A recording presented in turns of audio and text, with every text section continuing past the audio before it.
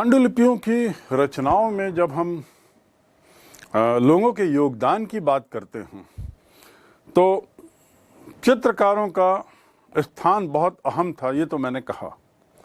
लेकिन हम उससे कुछ और ज़्यादा समझने की कोशिश करें कि चित्रकारी कैसे होती थी और क्यों इतना अहम स्थान था।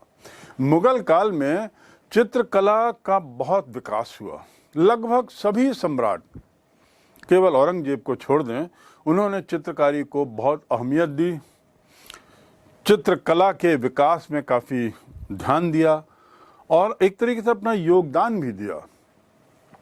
सभी सम्राट खुद भी एक तरीके से चित्रकला में रुचि ही नहीं लेते थे, बल्कि कुछ लोग उसमें पारंगत भी थे। मैं पुनः दोहरा दूं, औरंगजेब को छोड़कर बाबर ने राज्याश्रय भी दिया था चित्रकारों को और चित्रकला को, यानी शासन का वरद हस्त चित्रकला को मिलना किसी भी कला के लिए बड़ा महत्वपूर्ण होता है। और इस प्रकार अपने बहुत संक्षिप्त कार्यकाल में, बहुत संक्षिप्त शासन, 4 वर्ष के शासन में ही बाबर ने चित्रकला को प्रोत्साहित किया। जहाँ तक बाबर की बात है, उसने अपने स्वयं की जो आत्मकथा उसने लिखी और वो तुर्की में लिखी, उसके कई भाग को, कई पन्नों को उसने चित्रांकित भी करवाया। यानी चित्रों के माध्यम से उसने अपने विचारों को अभिव्यक्ति देने की कोशिश की। इसके साथ ही हुमायूं को तो चित्रकला से बहुत विशेष लगाव था और फारसी भागने जब वो शेर शाह सूरी द्वारा खदेड़ा गया 1540 में, चौसा के युद्ध के बाद, और जब वो अमरकोट और उसके आगे की ओर भागा और फारस गया, आपको याद होगा, तो फारस के बादशाह के दरबार में उसके बिताए गए वर्ष मात्र इसलिए भी महत्वपूर्ण नहीं है कि वह वहाँ रहते हुए अपनी जान बचा सका, मात्र इसलिए ही महत्वपूर्ण नहीं है कि वहाँ रहते हुए उसने अपनी सेना को पुनर्गठित करने की कोशिश की और फारस के बादशाह की मदद मिली, बल्कि इसलिए भी महत्वपूर्ण है कि इसी फारस में हुमायूं का संपर्क कई प्रसिद्ध चित्रकारों से हुआ, फारसी चित्रकारों से, और परिणाम ये रहा कि हुमायूं चित्रकला में उसको अत्यधिक रुचि हो गई, अत्यधिक उसको प्रेम हो गया और उसका असर उसके शासनकाल पर दिखता है। तो कैसे हम देखिए, हुमायूं का फारस जाना और वहाँ पर उसका इन कलाकारों के साथ संपर्क में आना, इसने उसको चित्रकला की ओर प्रोत्साहित किया, चित्रकला के विकास की ओर प्रोत्साहित किया।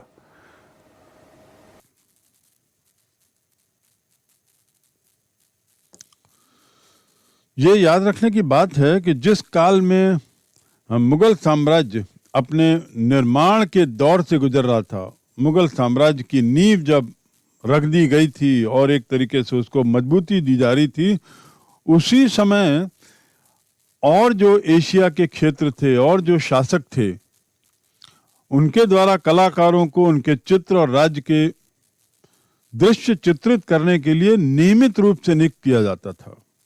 तो जो प्रथा वहां थी, लगभग वही प्रथा यहाँ भी अपनाई जाने लगी।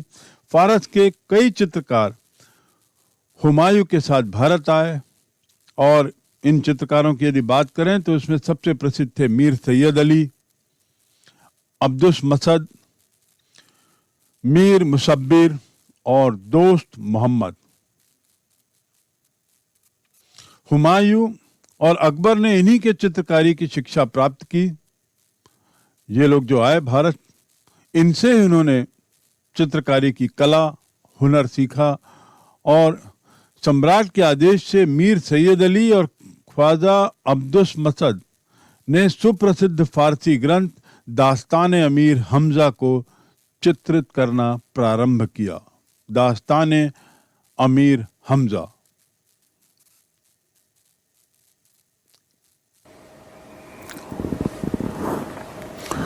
मुगल चित्रकला का वास्तविक आरंभ कब से माना जाए? मुगल चित्रकला की शुरुआत की यदि बात करें मुगल चित्रकला की, तो हुमायूं के बाद अकबर के काल में हम कह सकते हैं कि मुगल चित्रकला ने एक अपना स्वतंत्र रूप लिया। ख्वाजा अब्दुल समद, इसे अकबर ने अपने चित्रकला विभाग का मुखिया बनाया। दूसरे शब्दों में उसने एक चित्रकला विभाग की स्थापना की अकबर ने, और एक अच्छे चित्रकार को, जो स्वयं एक योग्य चित्रकार था जिसका नाम था ख्वाजा अब्दुल समद, उसे इसका मुखिया बनाया। और यहाँ से शुरू होती है मुगल कालीन या मुगल सत्ता से प्रभावित चित्रकारी का विकास। अकबर ने इसके अलावा, इस विभाग के अलावा, उसने चित्रशाला का भी निर्माण किया। और चित्रशाला के निर्माण में के पीछे उद्देश्य ये था कि कलाकार वहाँ आएं और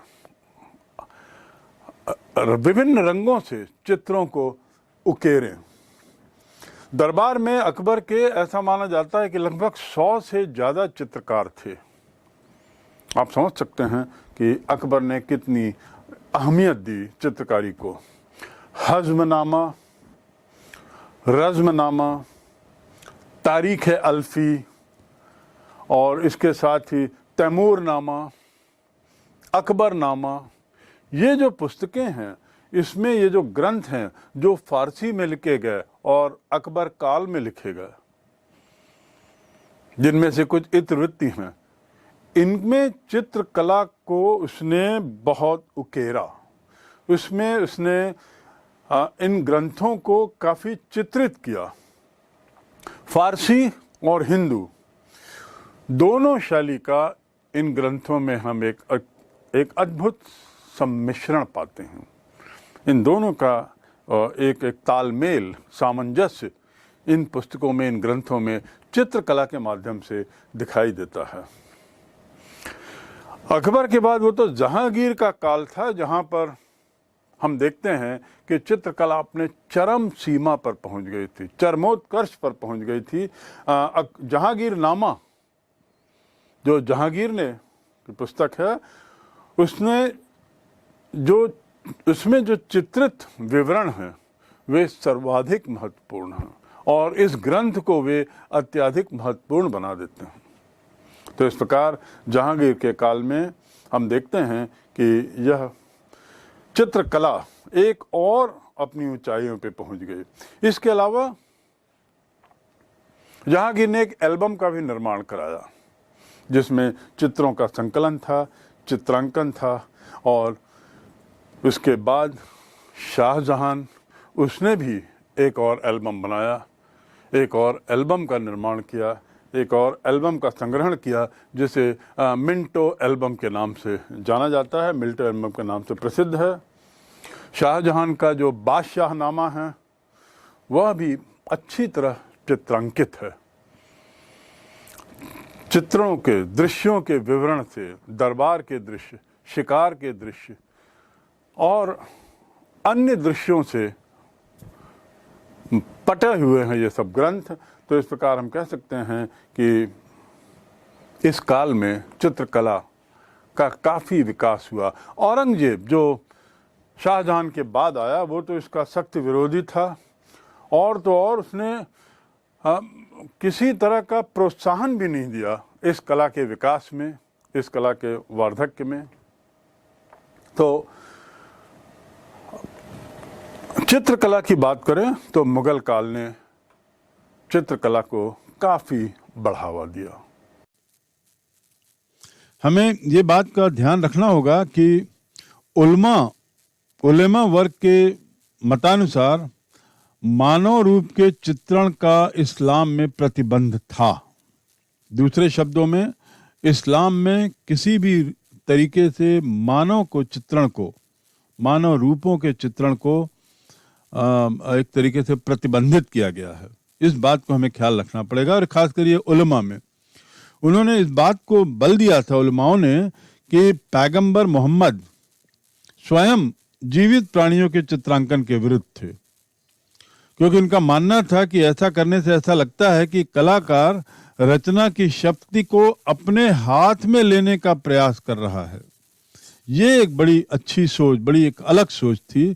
कलाकार यदि किसी जीवित प्राणी का चित्र बना रहा है तो उसका अर्थ ये निकाला जाएगा कि वह रचना की शक्ति को अपने हाथ में लेने का प्रयास कर रहा है, एक ऐसा कार्य जिसे केवल ईश्वर ही कर सकता है। इसलिए ही ये चित्रकला, खासकर मानव की चित्रकला, प्रतिबंधित थी। अबुल फजल तो बादशाह के इस बयान को उद्धृत करता है जिसमें वो कहता है कि कई लोग ऐसे हैं जो चित्रकला से घृणा करते हैं, पर मैं ऐसे व्यक्तियों को नापसंद करता हूं। मुझे लगता है कि कलाकार के पास खुदा को पहचानने का बेजोड़ तरीका है, और चूंकि कहीं न कहीं उसे यह महसूस होता है कि खुदा की रचना को वह जीवन नहीं दे सकता। इस तरह बादशाह, उसके दरबार और उसमें भाग लेने वालों का चित्रण करने वाले चित्रों की रचना के संबंध में शासकों और रूढ़िवादी वर्ग के प्रतिनिधियों या उलमा के मध्य लगातार तनाव बना रहा। ये मानव चित्रण होना ना होना, इसकी औचित्य, उचितता या इसके औचित्य पर लगातार सवाल उठते रहे। उल्लेखनीय है कि समय के साथ साथ शरिया की व्याख्या में परिवर्तन आया। शरिया यानी इस्लामिक कानून, तो वो कानून की जो व्याख्या में कुछ बदलाव आया जिससे कुछ राहत मिली, और अलग अलग सामाजिक समूहों द्वारा इस परंपरा की ऐसी व्याख्या का प्रतिपादन किया जो राजनीतिक आवश्यकताओं से अनुरूप थी, सर्वाधिक अनुरूप थी।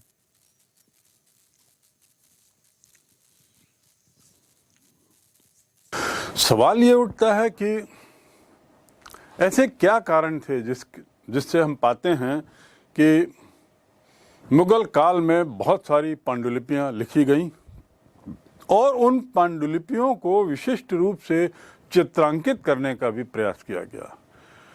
दूसरे शब्दों में, पांडुलिपियों में चित्रों का औचित्य क्या है?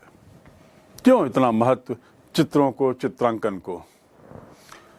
जैसा कि पहले बताया गया है कि जिल्दकार, सुलेखक, कागज बनाने वाले कारीगर और अन्य लोग, इन जिनके सहयोग से पांडुलिपियां लिखी जाती थीं, उसमें चित्रकारों का एक अहम स्थान होता था। एक राजा के, एक शासक के शासनकाल में घटित घटनाएं, उनका चित्रांकन पाठ के साथ साथ, विवरण के साथ साथ यदि उसका चित्रांकन हो जाए तो सोने में सुहागा होता है। तो इनको दृश्यों के रूप में बताते हुए, चित्र के रूप में बताते हुए जीवंत करने का प्रयास किया जाता था। उन सब घटनाओं को, उन सब विवरणों को आखिर जीवंत करने का प्रयास किया। सुलेखक जो हैं, सुलेखक जो दृश्य रूप में व्यक्त करने में जो संबंधित पृष्ठ है, जहां पर कुछ चीजों को चित्र रूप में व्यक्त करना है, तो उस पृष्ठ पर वे जगह छोड़ देते थे। यानी जब लिखते थे तो उस लिखने के पूर्व वे सुनिश्चित करते थे कि इन लघु चित्रों को, आप याद रखेंगे कि ये जो चित्र हुआ करते थे मूल रूप से लघु चित्र होते थे, इन लघु चित्रों को उसी पृष्ठ पर जहां पर उसका विवरण हो, उसके दृश्यों का विवरण हो, वहीं पर उकेरने के लिए कितनी जगह की आवश्यकता पड़ेगी, उतनी जगह छोड़कर सुलेखक अपना पाठ लिखते थे, अपनी बातें लिखते थे, और उसके साथ शब्दों को वर्णित करने, चित्रांकित कर सजीव बनाने का काम ये चित्रकार करते थे। जो चीज़ें सुलेखक ने लिखी हैं उसे सजीव बनाना, चित्रांकन के माध्यम से, विजुअल के माध्यम से, दृश्यों के माध्यम से, यही काम चित्रकारों का होता था। और इसके पीछे जो सवाल है कि इसका औचित्य क्या था, यही इसका उत्तर है। ये कोशिश ये होती थी कि उन्हीं पन्नों पर इन लघु चित्रों को देखा जा सके जिन पन्नों पर किसी घटना का, किसी बात का विवरण हो। ये एक बहुत कठिन काम होता था। याद रहे कि चित्रांकन केवल सौंदर्य के लिए नहीं होता था। हम इसको ये ना समझें, जैसा मैंने जल्दकार का जिक्र किया कि उसका काम होता था बहुत सुंदर कलेवर देना, और ऐसी पोस्टकार का काम होता था पन्नों को चमकाना। इसका अर्थ ये नहीं कि केवल सुंदरता के पीछे ये लोग भागते थे, या केवल सौंदर्य के कारण ही, सौंदर्य भावना से प्रेरित होकर पांडुलिपियों का निर्माण किया जाता था, उसमें चित्रकारी आदि की जाती। नहीं, ऐसी बात नहीं थी। विशेष बात तो ये थी कि विचारों के संप्रेषण का शक्तिशाली माध्यम, शक्तिशाली जरिया चित्र होते हैं। विचारों के संप्रेषण का, विचारों को सामने तक पहुंचाने का, पाठकों तक पहुंचाने का एक महत्वपूर्ण जरिया होता है चित्रकला। और इसीलिए लिखित रूप में जहां व्यक्त करना संभव नहीं है, उसे चित्रों के माध्यम से व्यक्त किया जा सकता था। एक उदाहरण की बात करें तो जैसे राजा और उसकी शक्ति, राजा और उसकी शक्ति का विवरण, उसका बखान, एक कितने भी हम प्रयास करें तो शायद उसमें कुछ कमी जरूर नजर आएगी। वह बखान स्वयं में अपने में पर्याप्त नहीं होगा राजा की शक्ति को बताने में। लेकिन यदि चित्रों को उकेर दिया जाए, उन्हें चित्रावली के रूप में कर दिया जाए, तो लेखबद्ध किए गए विवरण से ज़्यादा अच्छा चित्रण इसमें हुआ सकता है, इसमें किया जा सकता है। और इसीलिए चित्रों को एक माध्यम के रूप में, अभिव्यक्ति के माध्यम के रूप में उसका उपयोग होता था। अकबर का जो दरबारी इतिहासकार था अबुल फजल, जिसने अकबरनामा लिखा है, उसने तो अपने उद्धरण में लिखा है कि चित्रकला जो है वो निश्चित रूप से एक जादुई कला है, क्योंकि उसमें वो जादू है कि वह निर्जीव को सजीव कर दे। उसमें वो जादू है कि वह ऐसी शक्ति है कि जिसकी अभिव्यक्ति को, किसी अभिव्यक्ति को एक जीवन दे दे, एक लाइफ दे दे। ऐसा सटीक चित्रण यदि हो तो चित्रकला वास्तव में एक बहुत अच्छा हुनर है।